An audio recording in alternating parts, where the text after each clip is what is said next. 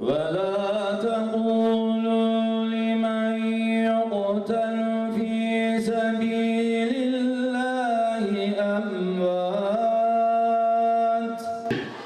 Hazreti Hüseyin kesinlikle şehit olmalıydı. Şehit olmaktan başka Hüseyin'in yapacağı hiçbir şey yoktu. Eğer yaşasaydı nasıl yaşayacaktı biliyor musunuz? Yezid'e biat edecekti. Bir tek yol buydu.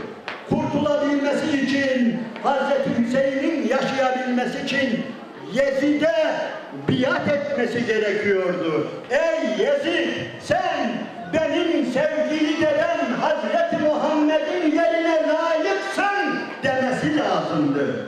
Diyebilir mi bunu? Dediği an Hüseyin olabilir mi o zaman? Diyarbakır'daki Yasin, Hazreti Hüseyin'den az mı cefa çekti ya? Düşünün bir defa. 3.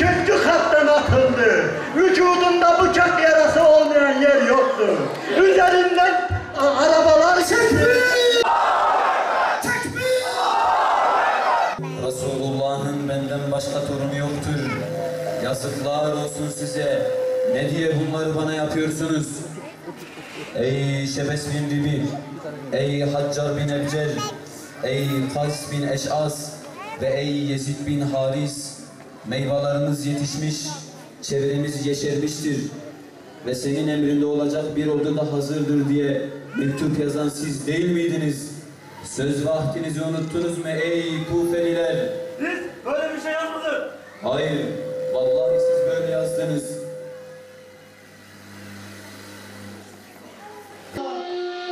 Kılıçlar arasında bedenim kaybolsa bile feda olsun canım Mustafa'nın profturuna. Çadırlara sütunu getiren Abbas benim. Karşılaştığımda savaşmaktan da hiç korkum yok.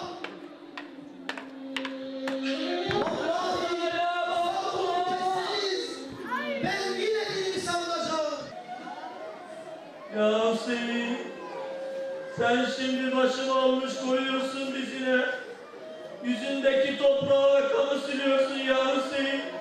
Peki sen şehit olduğun zaman senin başını kim dizine koyacak ya Hüseyin? Yüzündeki kanı ve toprağı kim silecek ya Hüseyin? Sen üzülme ey Abbas. Anım Fatıma Zehra gelir cennetten.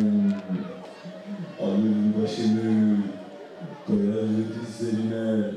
Başımı okşar, o siler yüzünün tanrı ve toprağın abbasını.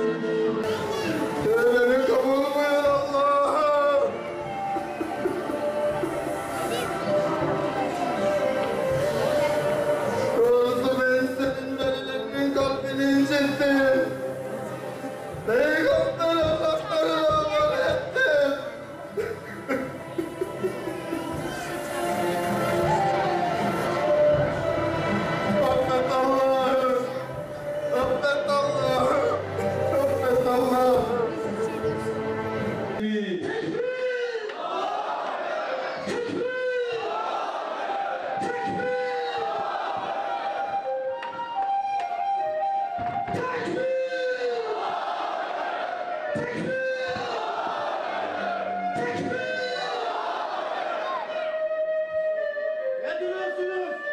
Hayala sağlayan sıcalar! Saldırın! Çadırlara saldırın! Ey alçaklar! Ben daha ölmedim. Ben henüz hayattayken kadınlara nasıl el satırsınız? Kahrolasınız! Yok olasınız! Hepiniz yok olasınız! Yeter!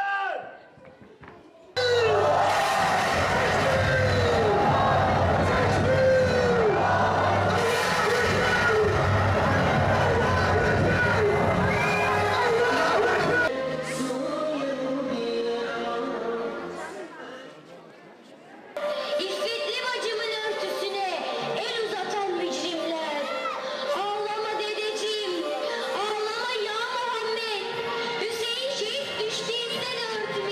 Doğarken şafak Kudüs'ten ağla, kurtulsun artık Mescid-i Aksa.